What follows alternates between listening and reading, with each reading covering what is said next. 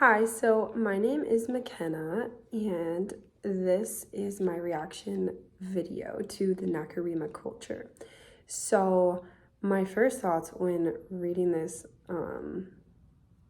article, whatever, piece about the Nakarima, I was absolutely floored. I was like, what the heck is going on? Like, this is so weird. Like, I just could not figure it out. I was like, what type of like magical tribe am I reading about? And then I actually decided to dig a little bit deeper because I was a teensy bit confused. And then that's when I realized that it was American backwards. And then I started connecting all of the dots, some of those dots being just where they resided. So below Canada, above Mexico. Also, the way that it talks about women, women being pregnant, a lot of the materialistic stuff, like it talks about women caring about what they look like, being very into their personal image, the way that they looked. It also talks about medicine and doctors not giving straight out answers, more so just saying like, oh, well, here's what you need, but you're gonna have to go here first. So kind of just comparing like the healthcare systems, and also a lot of how people looked and caring about the way that they looked and the way that their lives looked. Okay, and then one communication pattern that I feel like is used a lot in my culture, like with my family, I would say that we are very assertive, like we are very straight up.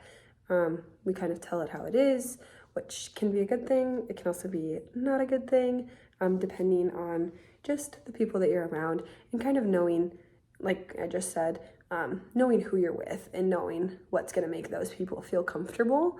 I know there have been times where like maybe I've said something or my parents have said something and someone kind of took it the wrong way, and it wasn't even meant that way, but yet here they are taking it the wrong way. And I think like this relates to American culture, just from the simple fact that like America is made up of so many different types of people. There's very assertive people, there's very passive people. People handle things differently, they speak differently. They're either very straight up about what they want or they kind of dance around what they want. And I think that this can be super difficult as a whole to try and decipher, like one person is this way and another person's not, and they're having a conversation, just learning like how can we meet in the middle, how can we make each other feel heard, and how can we resolve our issue without being super aggressive or without being super passive. I do feel like that is something that needs to be learned even more, a little bit more in our society today. I think people are so stuck in their ways, like they're like, well, I'm an assertive person, so I'm going to stay an assertive person. If they're going to get offended by that, then they're going to get offended by that. And I don't think that's the right attitude either. But I also think you can't just always be offended by stuff. So there is something to be said for meeting in the middle and just being willing to learn about what makes other people feel comfortable and willing to talk and share and create healthy communication. I think that throughout history, there has definitely been a tendency for people to be a little bit more assertive. However, I do think as times have changed, we have become a lot softer. We've become a lot more aware to what is happening and that people take things differently, that like we have evolved into a lot more of not just passive, but like sensitive to other people's feelings and sensitive to the way that others react to certain things.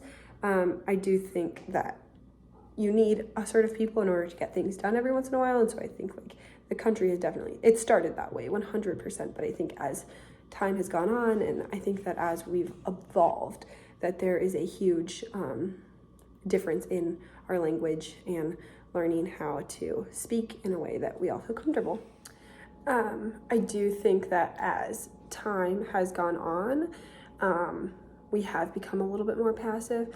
I think that this is beneficial to American society in the fact that we, like I stated previously, we've become a lot more sensitive to people's feelings. We've become a lot more aware in that way.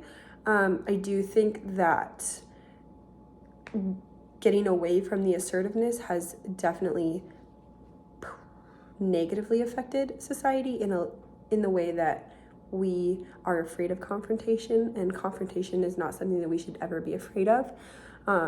In a blog post that I found from Connected USA, it's a healthcare website. They talk about assertiveness in the US and assertiveness in the workplace in particular, and just talking about how many people consider assertiveness to equal rudeness, and it is in fact not that. It's actually a very healthy form of communication instead of just bottling it up.